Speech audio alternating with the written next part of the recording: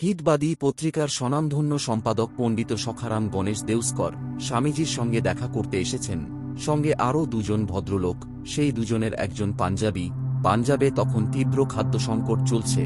আগন্তুকদের মধ্যে একজন পাঞ্জাবি আছেন জেনে স্বামীজি তাঁদের সঙ্গে ওই প্রদেশের অন্য সমস্যা এবং আনুষঙ্গিক অন্যান্য সমস্যা নিয়েই শুধু আলোচনা করলেন, অন্য কোনো প্রসঙ্গে গেলেন না।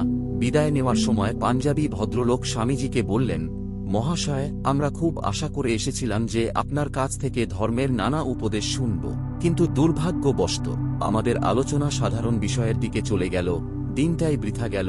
স্বামীজির মুখ তৎক্ষণাৎ গম্ভীর হয়ে উঠল। তিনি বললেন, যে পর্যন্ত আমার দেশের একটা কুকুরও অভুক্ত থাকবে, সে পর্যন্ত আমার ধর্ম হবে তাকে খাওয়ানো ও তার যত্ন করা, তাছাড়া আর সবকিছুই হয় ধর্মধ্বজি নয়তো অধর্ম। আগন্তুক তিনজনই স্বামীজির এই কথা শুনে বিস্ময়ে হতবাক হয়ে গেলেন। স্বামীজির শরীর ত্যাগের পর দেউস্কর বলেছিলেন, স্বামীজির ওই কথাগুলো তাঁর অন্তরে চিরকাল জ্বলন্ত অক্ষরে মুদ্রিত হয়ে গেছিল। সেই প্রথম তিনি উপলব্ধি করতে পেরেছিলেন প্রকৃত স্বদেশ প্রেম কি।